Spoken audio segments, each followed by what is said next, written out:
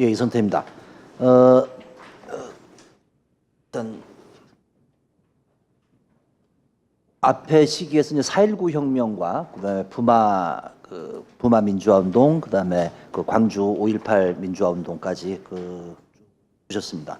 어, 저희가 민주화 운동 기념 사업회다라고 했었을 때는 일단 전체를 해방 이후에 48년도 정부 수립 이후에 전체 민주화 운동을 포괄하는 그 영역에서 저희가 사업을 전개하고는 있는데, 제 오늘 발제는 전체를 포괄하거나 또는 전체적인 문제의식 이런 것들도 있을 것 같고, 또 한편에서는 주로 집중적으로는 좀 80년대 민주화 운동 부분들에 대해서 좀 초점을 맞춰가지고 그렇게 발제를 해드리겠습니다. 일단 그 자료집 61페이지 보시게 되면 제일 먼저는 민주화 운동에 대한 그 개념 정의를 둘러싼 쟁점입니다. 그러니까 민주화 운동이라고 하는 것이 무엇이냐, 또는 민주화 운동이라고 하는 것들의 어떤 시기라든지 또는 민주화 운동으로 포괄될 수 있는 것들은 어떤 거냐라고 하는 것에 대한 쟁점이 사실 지금도 계속 남아 있습니다. 그래서 첫 번째는 그 민주화운동 관련자 명예회복 및 보상 등에 관한 법률이 있습니다. 그러니까 보통 저희가 줄여서 보통 민보상 이렇게 부르긴 하는데, 이 민보상 법률 제2조 1항에 보게 되면 민주화운동이란 1964년 3월 24일 이후에 자유민주적 기본질서를 물란하게 하고 헌법에 보장된 국민의 기본권을 침해한 권위주의적 통치, 여기서 이제 그 아래쪽에도 마찬가지겠지만 권위주의적 정권이라고 하지 않고 권위주의적 통치다라고 하는 것들은 비록 이제 87년 이후에 민주정부가 수립됐다고 하더라도 그 민주정부가 때에 따라서는 권위주의적 통치를 할 수 있다라고 하는 것까지 염두에 둔 그런 좀 그 법률이다라고 볼 수가 있겠습니다. 그래서 헌법이 지향하는 이념과 가치의 실현, 민주 헌정 질서의 확립에 기여하고 국민의 자유와 권리를 회복 신장시킨 활동을 말한다라고 되어 있습니다. 애초에 처음 2000년에 법이 만들어졌을 때는 그 69년 8월 7일을 기점으로 했었습니다. 그러니까 69년 8월 7일이라고 하게 되면 박정희 시대의 삼선 개헌이 있던 시기입니다. 그러니까 이 5.16 쿠데타 이후에 그 두 번에 걸친 그 당시 법률에 의거해 가지고 그 대통령이 되었고, 삼선 개헌을 통해 가지고 또 한 번의 대통령이 됐다라고 했었을 때, 그 시점을 이제 독재 정치의 어떤 시작이다, 뭐 이렇게 볼 수도 있었고요. 또 그 이전에 그 60년의 4.19와 관련된 많은 사건들에 대해서는 명예회복이나 보상이 일부 이루어졌기 때문에 아마 법률을 이렇게 정했습니다. 그래서 이후에 다시 한번 개정이 돼가지고 이게 이제 64년 3월 24일까지 소급이 됐는데, 요 사이에 있었던 사건들이 이제 그 6.3 그 한일에 대한 반대 운동이다라고 할 수 있겠습니다. 그러니까 이것까지 포괄하게 그 법이 만들어졌고요.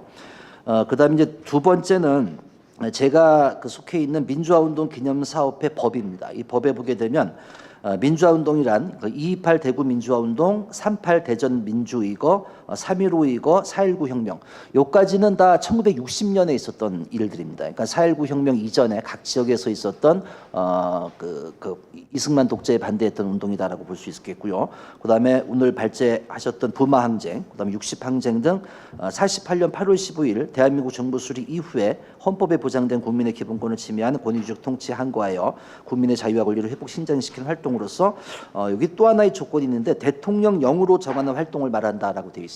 그러니까 여기에 포괄되지 않더라도 대통령령에 의해 가지고 마찬가지로 그 민주화 운동으로 포괄할 수 있다라고 할 수 있겠습니다. 그러니까 여기서 또 쟁점이 될 수 있는 것들은 그 48년도에 있었던 제주의 4.3 운동입니다. 그러니까 4.3 의거, 뭐 우리가 아직 국가 추념일로서 지금 4.3을 기억을 하고는 있는데, 제주 4.3 사건이라고 하는 부분은 사실 그 48년도 8월 15일이다라고 하게 되면 이 속에 또 포괄되지 않는 이런 문제도 있고, 물론 그 대규모의 그 양민 학살이 이루어진 것이 48년도 겨울이기 때문에 그것은 또 8.15 정부 수립 이후가 되거든요. 그래서 일부는 좀 포괄이 되기도 하고 일부는 포괄이 안 되기도 하고, 이런 좀 애매한 지점이 좀 있습니다.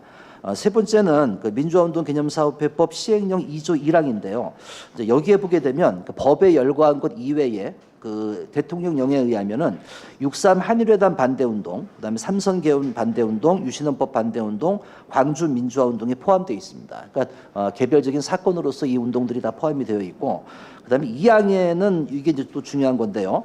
민보상위원회에서 민주화운동 관련자로 심의 결정한 사례가 여기 포함이 됩니다. 그러니까 민보상에서 민주화운동 관련자로 인정됐다라고 하게 되면 민주화운동으로 포괄을 할 수 있게끔 대통령령에 되어 있고, 또 한 가지는 이제 그 준부처인 행자부 장관이 관계기관 및 전문가의 의견을 들어서 고시하는 민주화운동 이렇게 되어 있습니다. 그러니까 장관이 민주화운동을 또 규정해가지고 고시할 수도 있게끔 이렇게 지금 법률은 되어 있습니다. 그래서 대표적인 법률 몇 가지를 살펴봤고요. 그래서 이제 결국 민보상위원회에서 2000년 이후에 활동을 시작을 하면서 이 초기에는 인혁당이라든지 난민전, 이건 다 이제 60년대나 70년대 사건이라고 볼 수 있겠고요. 산호맹, 동의대 사건, 그러니까 가장 좀 쟁점이 되었던 그런 사건들이기도 합니다. 그러니까 이런 사건들에 대해서 민주화운동 관련자로 인정을 하는 이런 결정들을 내리다가 후기로 오면서는 그 난민전 사건이라든지 산호맹 사건, 동의대 사건 이런 것들에 대해서 기각 결정을 내리게 됩니다. 그래서 결국 이 이외에도 범민련이라든지 이런 통일운동 관련된 이런 사건들을 민주화운동의 범주에서 일단 국가적 수준에서 인정하지 않는 이런 결정을 내리게 됩니다.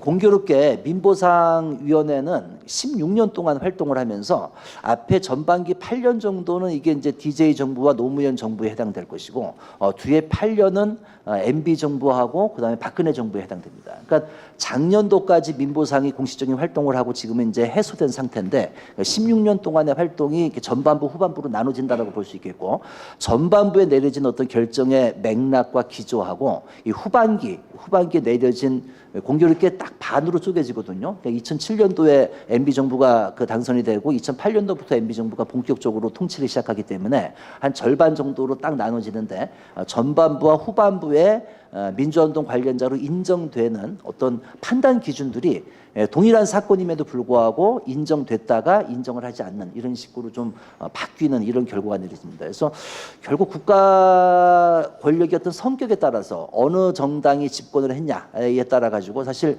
민주화운동의 범주조차도 이렇게 좀 바뀌게 되는 이런 좀 문제가 아직까지 우리는 갖고 있다라고 볼 수 있겠습니다. 뒷페이지 보시면요. 보수적인 학계 일부에서도 6.3 한일회담 반대운동을 범주에서 제외하자라고 하는 주장도 있을 거고, 그다음에 노동운동, 그러니까 단순한 어떤 생존권 쟁취운동이다라고 하는 노동운동을 또 제외하자라고 하는 이런 주장도 있습니다. 그래서 여전히 이런 문제들이 과거 민보상위원회에서의 어떤 토론을 통해 가지고 많은 논쟁이 전개됐던 이런 거다라고 볼 수 있겠습니다. 그래서 결국 오늘날 이 민주화운동에 대한 개념 정의는 현재 진행형이다라고 볼 수 있겠습니다. 그러니까 다 아시다시피 2015년도, 2014년도죠. 2014년도 연말에 통진당 해산이 헌재에 의해서 내려졌습니다. 그래서 사실 이러한 결정 역시 이념 문제와 직결되기 때문에 민주화운동에 대한 해석과 무관한 것은 아니다라고 볼 수 있겠습니다. 그래서 헌법적 가치에 대한 규정이라든지 자유민주적 기본질서에 대한 해석, 또는 사상의 자유의 문제에 대한 논의의 심화, 이런 것들에 대해서 좀 더 사회적 공론을 통한 사회적 합의라고 하는 것이 필요할 것이고, 무엇보다도 좀 극단적인 반공주의를 넘어서는 성숙한 민주적 시민의식 이런 것들이 좀 확산될 때 좀 긍정적인, 좀 합리적인 차원에서의 어떤 사회적 합의라고 하는 것들도 가능해질 거다, 이렇게 생각이 듭니다. 그래서 민주화운동이라고 하는 것이 뭐냐, 어떤 것은 민주화운동이고 어떤 것은 민주화운동이 아니다라고 하는 결정이 국가 권력에 의해서 내려지더라도 사실은 사회적으로 이것이 완전한 합의에 이른 것이 아니기 때문에 민주화운동의 개념이나 범주에 대해서는 여전히 논의가 현재 진행형으로 진행되고 있다. 앞으로도 계속 이 부분들은 논의가 전개될 필요가 있고, 또 보다 좀 심화된 이런 논의가 사회적으로 전개될 필요가 있다라고 말씀드릴 수 있겠습니다. 80년대 민주화운동과 6월 항쟁까지, 그러니까 80년부터 87년 정도의 상황까지를 좀 우선 발제를 좀 해드리겠습니다. 우선 70년대 박정희의 유신 정권은 80년 광주항쟁을 전후로 전두환을 중심으로 하는 신군부 권력으로 재편되었고, 87년 6월 항쟁 때까지는 권위주의적 군부독재 권력을 견고하게 형성했을 겁니다. 한편 이제 국제 정세를 보게 되면 카터 이후에 81년에 시작한 레이건의 8년은 고르바초프가 본격적으로 등장하는 87년까지는 기본적으로 냉전적 국제 질서입니다. 그러니까 87년까지의 80년대의 어떤 상황을 보게 되면 되면 국제적으로는 냉전 이데올로기가 상당히 판을 치고 있었던 그런 시기였었고 국내적으로는 이해 궁합이 맞아가지고 군부 독재 권력의 또 포갑 정치가 행해졌다라고 볼 수 있겠습니다. 이제 반면에 민주화 운동은 80년대 들어가가지고 70년대와는 좀 다르게 확실히 좀 대중화되는 이런 흐름들을 보이고 있습니다. 그래서 대표적으로 학생 운동의 대중화가 확산됩니다. 그러니까 뭐 유신 시절과는 비교할 수 없을 정도로 학생들의 집회나 시위가 지속적이고 대규모로 확산되게 되고요. 그다음에 학생 운동을 통해서 배출된 활동가들이 노동 현장으로 진출해가지고 민주노조 운동이 또 활발해지게 됩니다. 물론 이제 초보적인 형태고 87년 그 7, 8월 노동자 대투쟁 이후와는 도저히 비교할 수 없는 수준이긴 하겠지만은 80년대 전반부에도 어떤 지역적 수준의 동맹 파업 이런 것들이 나타날 정도로 노동운동이 조직화되고 상당히 선진적인 방향으로 발전을 해나갑니다. 또 농민운동이라든지 교사운동 이런 것들도 확산되기 시작하고요. 종교운동 역시 70년대 이후에 80년대에도 꾸준히 자기 역할들을 하게 됩니다. 또 84년, 85년 정도가 되면서 전두환 정권 치하에서 84년도부터는 일정하게 유아 국면이라고 하는 좀 새로운 정부 정책의 변화가 좀 생기게 됩니다. 그래서 학원 자유라도 일부 좀 시행이 됐을 것이고 이러한 배경을 가지고서 민청년이라든지 민통년과 같은 반합법적 공개 제야 조직이 이 시기에 출범을 하게 됩니다. 그러니까 사실상 87년도에 대규모의 유월항쟁이 벌어지기 이전에 이런 식의 어떤 대중적인 기반이라고 하는 것들이 형성돼 있었다라고 말씀드릴 수 있겠습니다. 세 번째는 좀 조심스러운 이야기이긴 한데 이 민주화 운동의 사상 이념적인 경향도 좀 뚜렷해집니다. 그러니까 진보적인 사상 이념들이 많이 확산된다라고 하는 거죠. 80년대 들어서 일본의 좌파 서적이 철학이라든지 경제학 영역에서 많이 번역 출판되기 시작합니다. 그리고 사실 많이 팔렸고 많이 읽혀졌습니다. 그러니까 사회과학 출판사들의 일종의 붐 같은 것들이 80년대 초중반에 형성된다 이렇게 말씀드릴 수 있겠습니다. 마르크스의 저작이라든지 레닌의 저작까지도 영문으로 복사돼서 읽혀지기도 하고 일부는 번역까지 이루어집니다. 또는 뭐 도비라든지 수이지와 같은 이런 좀 이 막스주의적 경제학자들의 책들도 영문이라든지 내지는 국문의 형태로 읽혀지게 됩니다. 또 85년 말부터는 일정하게 북한의 어떤 사상 이런 것들도 소개되기 시작할 거고요. 그래서 이때부터 이제 85년 말, 86년 들어서는 반미라고 하는 구호. 그러니까 86년도 상반기에 가장 학생운동 안에서 많이 그 외쳐졌던 구호 중에 하나가 이제 반전반의 양키 고홈이라고 하는 구호였었는데 그러니까 이런 구호들이 상당히 대중화되기 시작합니다. 그러니까 아무래도 이제 그 82년도 3년도를 통해 가지고 뭐 부산 미문화원 어떤 점거 또는 방화 사건이라든지 또는 85년도에 미문화원 점거 사건이라든지 이런 것들을 계기로 해서 본격적으로 좀 반미 운동들이 활발하게 된다라고 볼 수 있겠습니다. 그래서 국내 역사나 경제학 등의 진보적인 학자들의 저술이나 출판도 활발해졌습니다. 그래서 여러 가지 하여튼 좀 진보적인 사상 이념에 입각해가지고 민주화 운동을 접근하려는 시도가 나타나기 시작합니다. 그러니까 예컨대 민청년 내부에서 전개됐다라고 하는 뭐 CNP 논쟁이라든지 또 86년부터 학생 운동을 중심으로 본격화되고 있는 NLPD 논쟁 뭐 이런 것들이 사실은 여러 가지 새로운 어떤 진보적인 사상 이념에 기초해 가지고 좀 장기적인 전략적인 민주화 운동의 미래를 좀 살펴보려고 하는 이런 시도였다라고 말씀드릴 수 있겠습니다. 86년도에 그 5월 3일에 인천항쟁이 벌어지게 되죠. 그러니까 당시 인천항쟁 같은 경우도 다양한 이 운동권 그룹의 어떤 백화점식의 다양한 어떤 정파라든지 다양한 어떤 사상 이념들이 이 선전되고 유인물이 그 뿌려지는 이런 백화점 같은 이런 좀 양상을 띠게 됩니다. 그래서 이러한 흐름이라고 하는 것들은 민통년과 같은 어떤 제야 운동권과도 좀 구별된다라고 얘기할 수 있을 것이고 아까 여기 이제 서른 그 의원님이라든지 또는 이석현 의원님이라든지 그러니까 이런 분들이 활동하셨던 민취업 또는 이제 DJ나 YS가 당시에는 DJ는 그 정치적으로 활동이 안 되는 상태였었고 YS가 이제 85년도 신민당을 통해 가지고 사실상 정계에 복귀하게 되는데 그런 식의 어떤 흐름하고는 좀 궤가 좀 다른 이런 흐름이 나타났다라고 볼 수 있겠습니다. 이어서 이제 87년도 5월 27일 날 그 민주헌법 쟁취 국민운동 본부, 보통 줄여서 국본이라고 얘기하는데, 국본이 출범이 되는데 뭐 보는 사람에 따라 여러 가지 견해가 있겠으나 일제하에 있었던 신간회처럼 다양한 어떤 이 정파, 다양한 어떤 사상 이념이 하나의 조직으로 이렇게 묶여지는 이런 모습을 띠게 됩니다. 그래서 고문이라든지 대표 같은 경우는 민추협이라든지 제야 세력이 포진했을 것 같고, 또 대개 70년대 초반 학번이 중간에서 실무 책임을 졌고 70년대 중반 학번들이 실무를 담당했을 겁니다. 그래서 국보는 당시에 노동이라든지 종교, 문화, 각계각층을 포괄했기 때문에 여러 부문과 지역운동의 총체라고 할 수 있을 것이고, 대개 이제 80년대 운동권 학번들이다라고 하게 되면 사실 이제 제 옆에 있는 오늘 좌장인 이인영 의원께서는 아마 84학번으로 그 대학 입학을 하셨을 거고, 저는 이제 83학번으로 대학 입학을 해가지고 학생운동을 한 세대인데, 이제 이런 분들 같은 경우에 일정하게 당시 어떤 80년대 학번들이다라고 하게 되면 국본의 어떤 지도를 따르면서도 민주화운동 내부의 어떤 뭐 부르주아 민주주의자들을 견인한다, 뭐 이런 차원에서 또 좀 다른 의미에서 그 같이 국본의 활동에 참여했을 거다라고 하는 겁니다. 그래서 당시에 제도권의 어떤 보수 야당 같은 경우는 당연히 학생운동의 헌신성과 투쟁성을 필요로 했을 것이고, 민주화운동은 야당 정치권의 보호막이 당연히 필요했을 겁니다. 그래서 야당 정치권의 적극적인 참여라고 하는 것이 당연히 광범위한 국민적 참여를 추동할 수 있었고, 이를 통해 6월 항쟁은 승리하는 이런 결과를 맞이했습니다.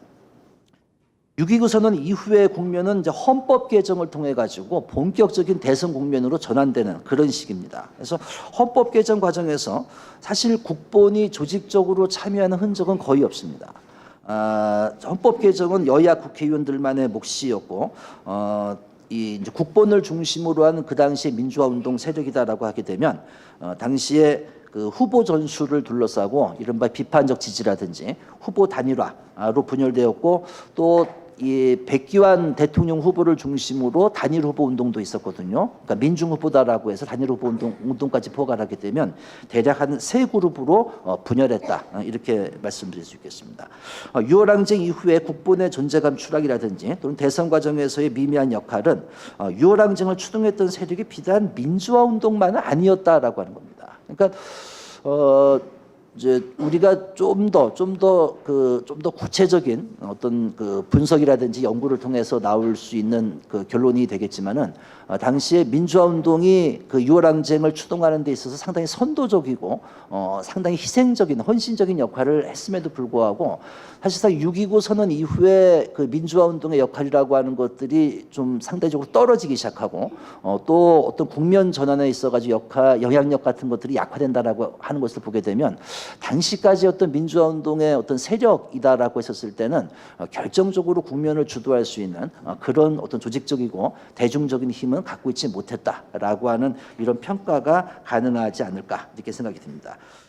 결국 87년 그 12월 달의 대선에서 노태우 그 대통령이 당선됐을 것이고, 이후에 이제 민주화 운동은 다양한 분화를 경험하기 시작합니다. 87년도에 중요한 그 사건은 이 7, 8월에 벌어진 노동자 대투쟁입니다.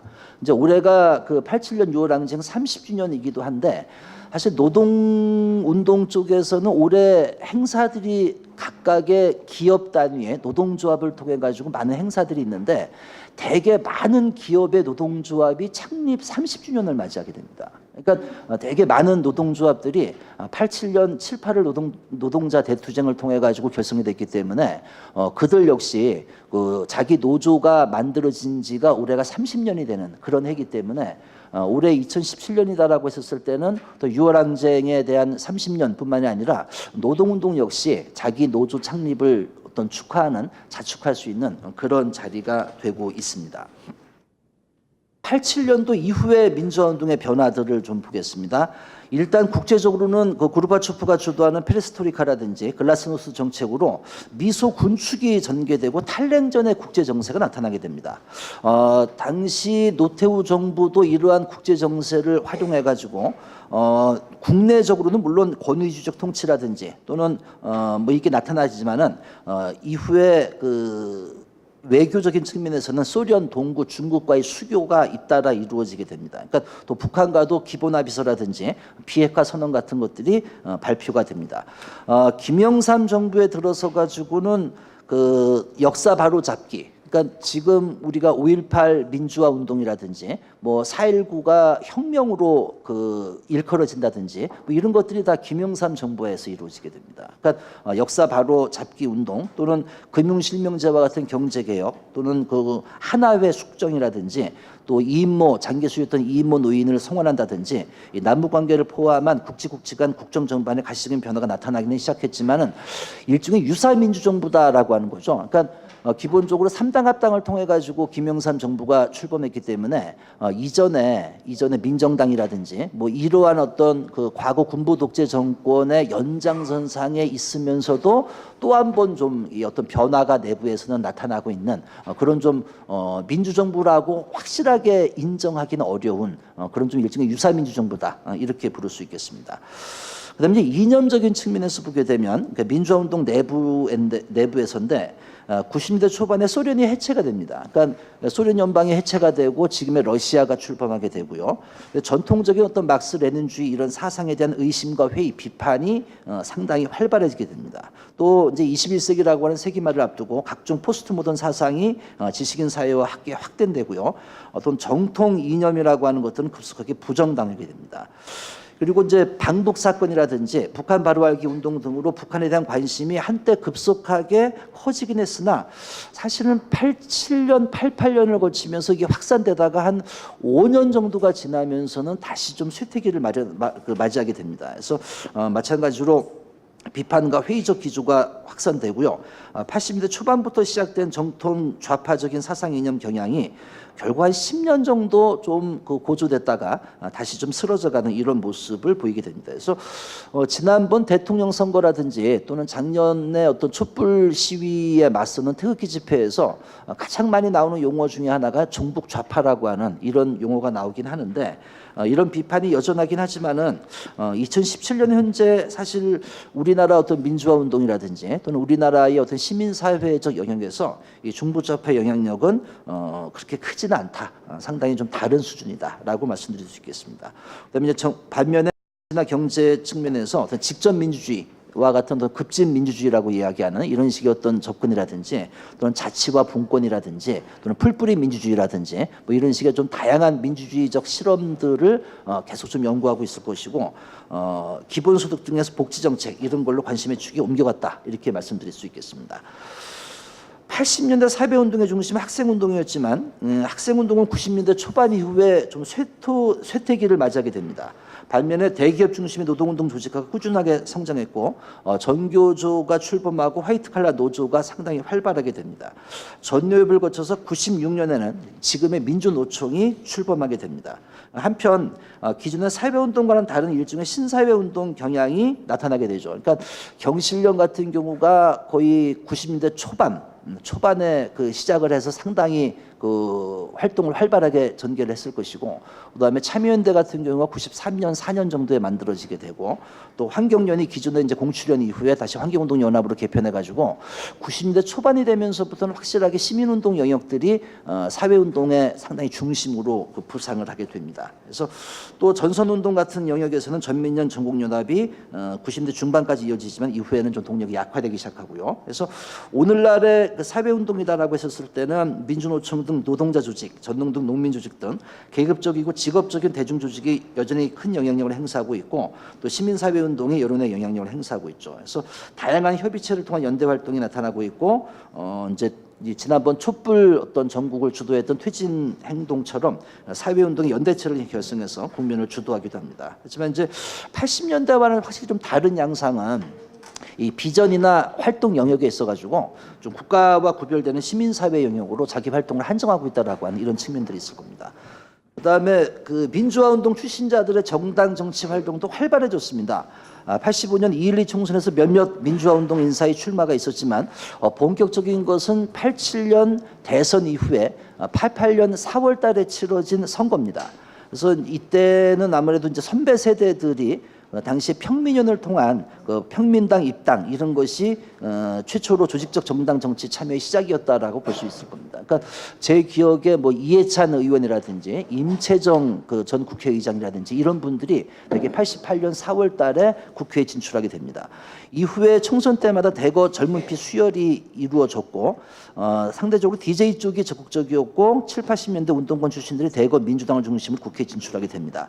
2000년대 들어서는 시민운동 영역에서 활동하던 과거 운동권 출신들까지 정당 정치 영역으로 진출을 했죠.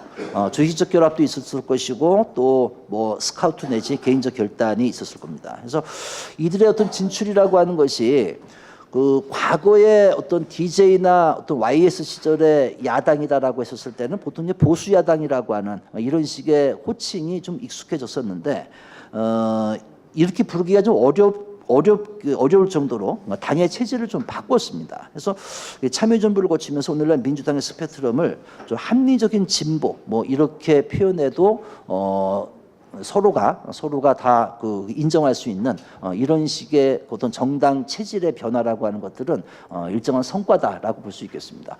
얼마 전에 그 문재인 대통령이 그 아마 국가경제자문위원회인가요? 김광두 소장을 이렇게 임명하면서 당신과는 좀 정치적인 좀 스펙트럼이 좀 다르긴 한데 합리적 진보 역시 그 개혁적 보수와 함께 갈 수 있어야 된다. 뭐 이런 식의 워딩이 좀 있었거든요. 그래서 문재인 정부 스스로도 합리적 진보라고 하는 이런 식의 어떤 그 평가 내지는 호칭이 그렇게 부자연스럽지는 않다.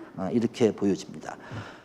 한편 민주화 운동에서는 진보 정당의 운동에 분화가 나타났습니다. 그러니까 지난번 대선에서 뭐 큰 활약을 펼쳤던 그 기호 5번의 심상정 후보가 이제 여기에 해당될 텐데요.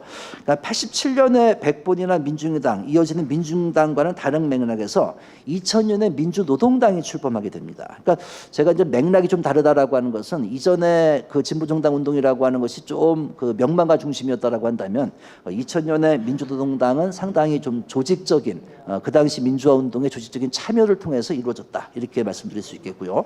대선과 총선을 거치면서 교두보를 확보하게 됩니다. 여러 가지 또 계파 간의 분열도 있었을 거지만 2011년에 다시금 통진당으로 만들어졌다가 다시 분열되고 통진당은 2014년도에 정당 해산을 맞이하게 되고 지금 현재는 정의당만 원내에 남아있는 진보 정당이라고 할 수 있겠습니다. 그래서 원내에는 이제 그 민중연합당이 여전히 이제 재기를 노리고 있습니다. 근데 정의당 같은 경우가 그 이전에 통진당이라든지 또는 민주노동당과 좀 다른 성격은 일단은 그 공식적으로 사회민주주의라고 하는 것을 그러니까 북유럽식의 어떤 내지는 유럽의 좌파에 해당되는 그런 또 사회당이나 사회민주당과 같은 이런 노선을 공식적으로 표방을 했고요. 그 다음에 민주노총이라든지 어떤 노조에 기반한 어떤 정당 조직이 아니라 대중정당을 지향하고 있다라고 하는 측면에서 이전의 어떤 그 진보 정당과는 좀 그 궤나 성격을 좀 달리하는 이런 운동을 펼치고 있다 이렇게 볼 수 있겠습니다. 자, 마지막으로 촛불과 진보의 재구성인데요. 하여튼 촛불은 뒤에 이제 말씀을 하시겠지만은 하여튼 촛불 운동이라고 하는 것들은 뭐 하여튼 세계사적인 아주 큰 의의를 지니고 있고 아마 저장께서 기승전결에서 아마 결에 해당되는 것이 촛불이다라고 하지 않을까 이렇게 기대를 하는데요. 이런 촛불을 통해 가지고 이제 새로운 대한민국이 만들어졌고 이 촛불이라고 하는 것은 사실상 그 국민들 대다수입니다. 그러니까 지난번 2012년 대선에서 그 박근혜 대통령이 얻은 표가 득표율이 51.6%입니다.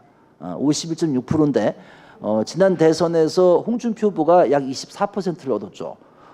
그리고 그 촛불 국면에서 여론조사를 보게 되면 거의 80%가 넘는 국민들이 그러니까 촛불 여론을 지지하고 촛불 시위를 지지하고 탄핵에 찬성하는 이런 흐름을 보였기 때문에 촛불이라고 하는 것은 어떤 진보적 성격의 시민들만이 아니라 중도라든지 또는 87년 그러니까 2012년도에 박근혜를 찍었던 거의 한 20%가 넘는 한 30% 가까이 되는 이런 표들 역시 이번에 촛불에 가담했다라고 볼 수 있기 때문에 촛불이라고 하는 것이 진보나 중도나 또 보수까지를 포괄하는 그런 아주 폭넓은 국민운동이었다 이렇게 성격을 말씀드릴 수 있겠습니다.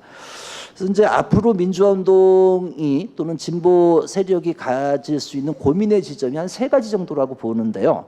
첫 번째는 이제 경제 민주화라고 하는 것이 중요합니다. 그러니까 보통 피케티식으로 이야기하게 되면 그 자본소득에 대한 노동소득의 비율에서 노동소득의 비율이 커지는 거, 이것이 사실은 경제 위기라든지 이런 것들을 막을 수 있고 또 불황을 돌파할 수 있는 중요한 동력이 될 겁니다. 그래서 그런 측면에서 자본소득에 대한 노동소득의 비율을 늘리는 분배의 개선이라고 하는 것들이 큰 축에서 전개될 필요가 있는데, 또 한편에서 우리가 사실은 고민을 하지만은 좀 드러내놓고 이야기하기 어려운 것이 이 노동 내부의 어떤 격차가 상당히 크다라고 하는 점입니다. 그러니까 저는 이거를 이제 노동의 경제 민주화다 이렇게 부르고 싶은데요. 어떤 경제적인 양극화라든지 또는 정규직과 비정규직의 문제, 또는 지금의 노동운동이 상당 부분 조직된 어떤 대기업의 상층 노동자를 대변하는 경우가 많이 있기 때문에 이런 부분들이 좀 폭넓게 좀 비정규직이라든지 또는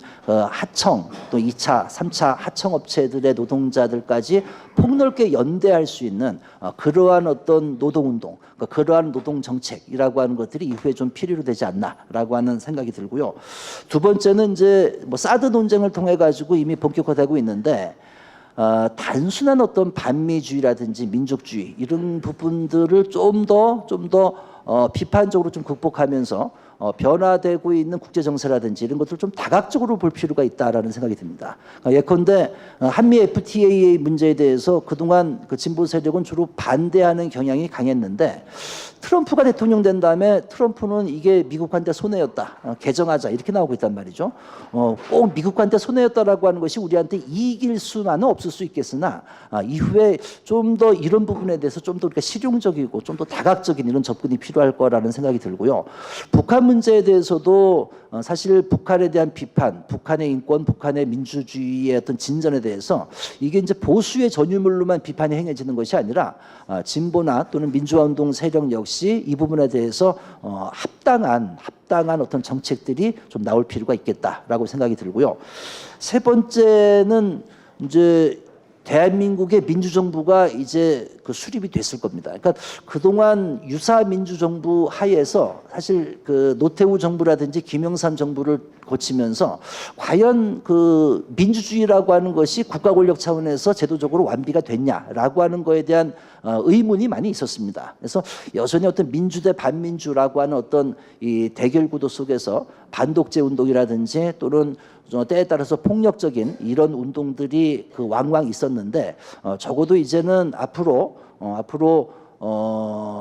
이 성숙한 민주시민이다라고 했었을 때 법이라든지 제도에 대한 인정, 물론 법만능주의라든지 무조건적인 준법이라고 하는 것들이 상당히 보수적인 어떤 정책에 역이용당할 수도 있겠으나, 기본적으로 어떤 이 지난해에 보여줬던 촛불 시위와 같은 평화적인 어떤 이 기조가 이어졌을 때 폭넓은 국민들의 참여라고 하는 것들이 가능해질 것이고, 국민들의 어떤 지지라고 하는 것들도 가능해질 수 있을 거다, 뭐 이런 생각이 듭니다. 그래서 이런 차원에서 좀 더 평화적이고 좀 더 그 법적인 테두리 안에서 민주화 운동이 발전할 수 있는 이런 좀 성숙된 좀 새로운 정책이 요구된다라고 말씀드릴 수 있겠습니다.